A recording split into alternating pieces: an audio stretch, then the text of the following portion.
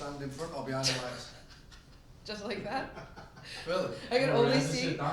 only see the BL on your shorts. Here? You have to sit down. Oh shit. What was Right. that? Wow. That wasn't a joke? That's, No. no. He's That's cutting bad, weight isn't it? on, he's cutting Wow. Weight cut problems.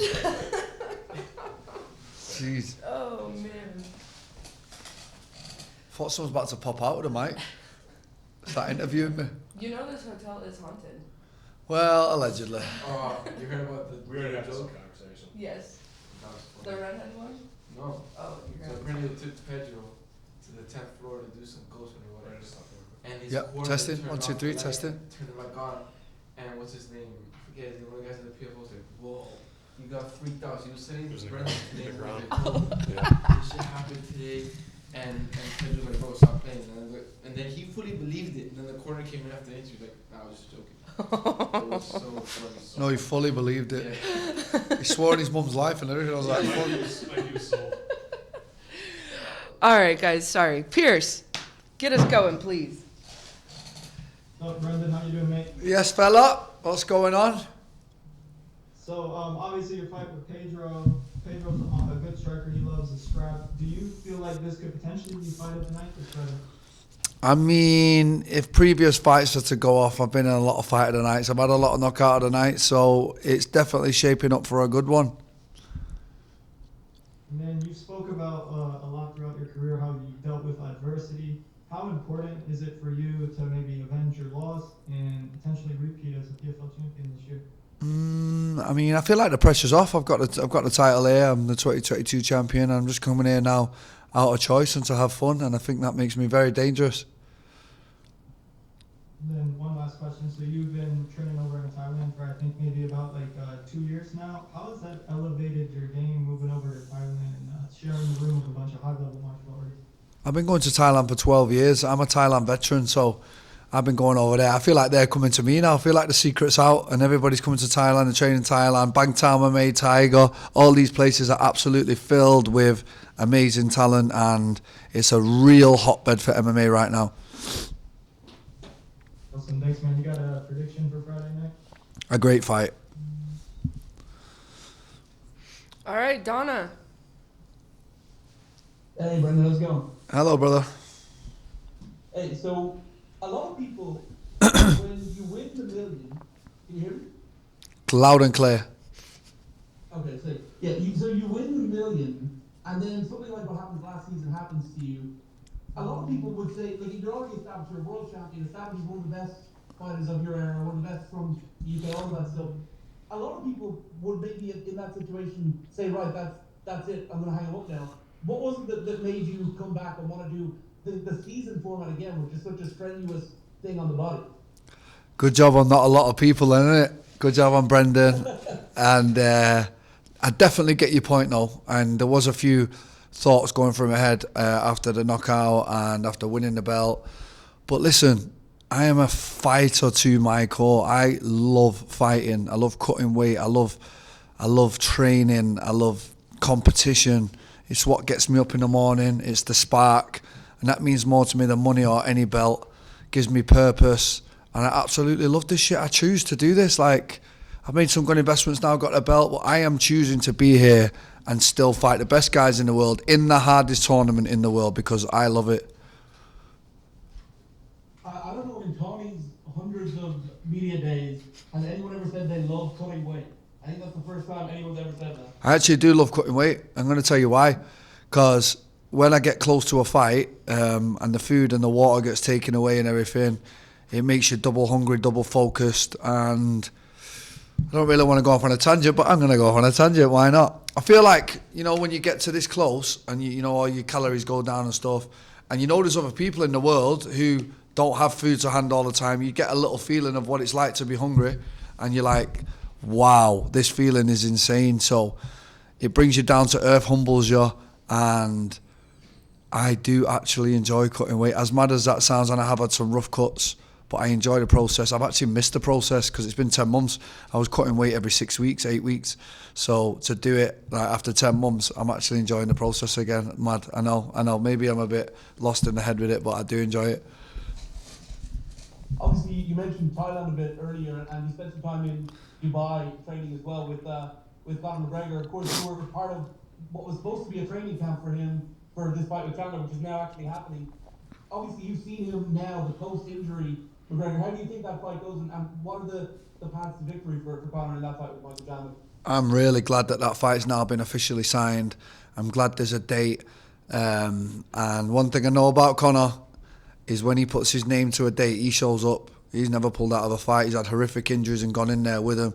So we are going to see him fight Michael Chandler officially on that date now. And after the fight with Pedro and John and everyone, I hope I end up back in that camp and back training with him, because we had some great times, great training.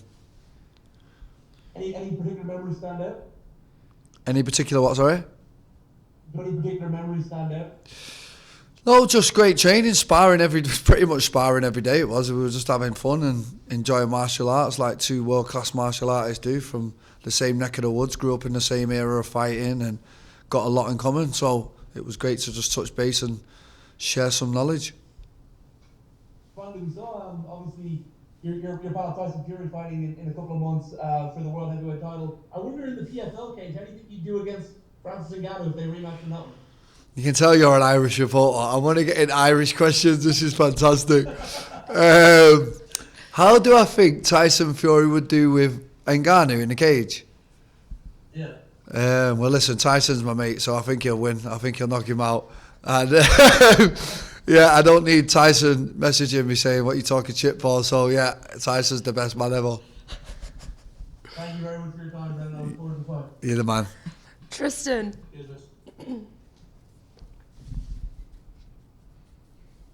Hey Brendan, how you doing? Hello. It doesn't look like he's in the field right now. Were you a little disappointed that Jesus Pineda was not part of this regular season? I was wondering what actually happened with that. I was like, he's supposed to fight in Saudi, then something happened, and then I thought it'd be in the regular season. But I mean, I think the only guy to actually go through with it all was Impa. Impa won this season, did Saudi, and now he's back in the season. It's gangster. It is really gangster what Impa's doing, because it ain't easy to fight straight after the season and back in it. That means he's having no break. You're talking 5 or 6 competitions a year. It's absolutely insane. So I don't blame Jesus Pinedo for running off to Peru with $1 million. Like, who cares? Like, well done, lad. He's probably worth about 25 million over there, isn't it? So respect to him. Fair enough. When you talk about like what Impa did, is that something is consideration for you? Obviously, you're committed to the season, but those potential PFL pay-per-views, maybe the chance to cross over to Bellator, what are kind of like your considerations going forward outside of the season? Well, do you know what? I'll be honest with you. I was happy for the layoff. Like, I've been in this thing. I'm the most experienced guy in my division now with Bubba, so I've been in this thing for so long that I didn't know life outside of this for a while, so it was nice to take care of a few things and reset. But I've been in Impa's shoes once, because I did do the 3 fights. Then I made weight for the final. I didn't fight because obviously Wade or Mobley didn't play. And then I boxed as well that year. So just straight after that. So I actually was in them shoes where I did all them weight cuts back to back one year. And that's why I respect him, because it takes a very strong individual to have that many fights in such a short period of time. Thank you, Brendan. Thank you. Nuno. Hey Brandon, today that I'm made in New York. How are you? Hey, my friend.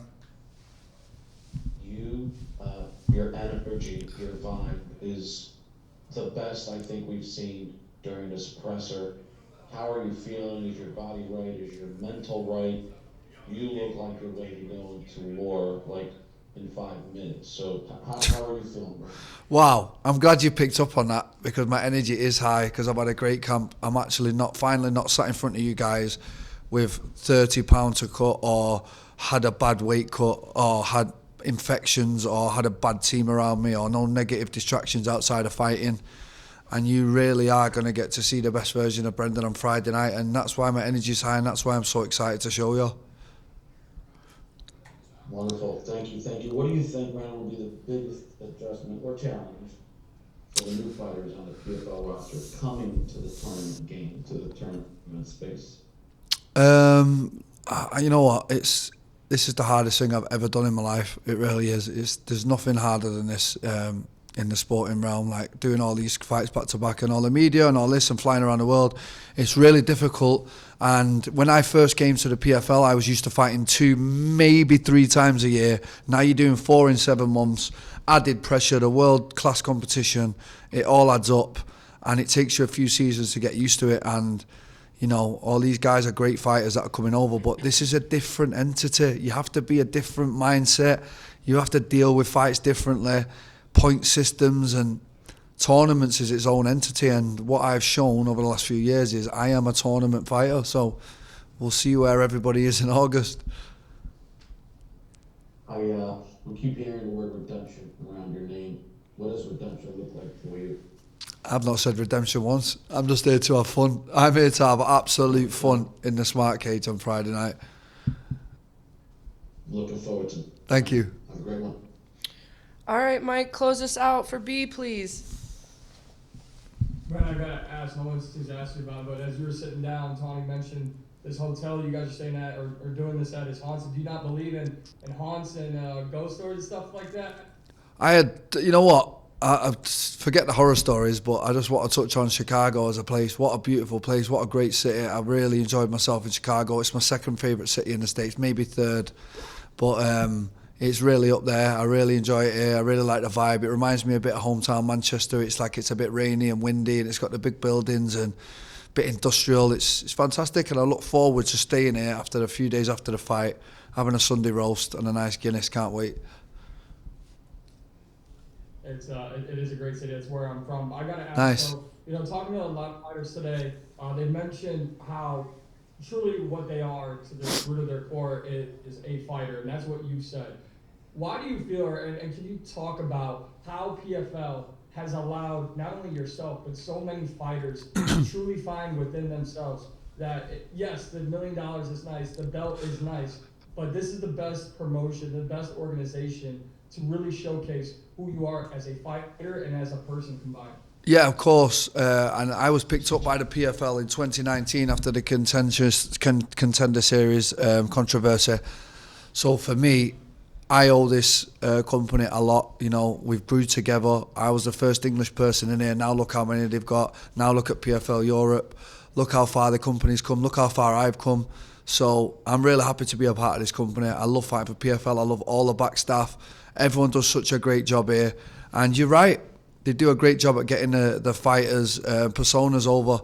Because it's not easy sometimes. It's hard for fighters to get across what they're thinking. A lot are reserved. Everyone's got different personalities, but PFL does the best job that they can to bring that personality out for everyone. The last one from me, and I appreciate the time. You talk about personalities. You've positively mentioned a lot of negative things fighters have to go through on fight week, media, during weight cuts, all of that. What is it that has happened during your career that has taught you to embrace the struggle and to not look at everything with a negative mindset and to just go in as happy and energetic as you are? Because we choose this. This is the life I choose. I choose to fight people. I choose to train. If you don't like it, go and get a job elsewhere. I'm sure there's other things that people can do. What is the point in being negative? Yeah, I've got to go and cut weight today, but guess what? I'm going to get paid and I'm going to get to do what I love and paint a picture. I think of myself as an artist. And on Friday night, I get to paint another canvas. Sometimes it goes your way, sometimes it doesn't. I've had enough fights now. I'm like I say, the most experienced in my division, so I'm looking forward to just getting in there and having fun, having a fight. I enjoy fighting. I like it. I like the ups and downs, the struggles, and everything that comes with it. Well, I know we're all happy that the PFL Smart Cage is your canvas. Can't wait to see the masterpiece you put on. Thank you. All right, B, that was it for this room. Thank you Great. so much, my friend. We're going to go right over here. Yeah. Frank. Thanks, bro.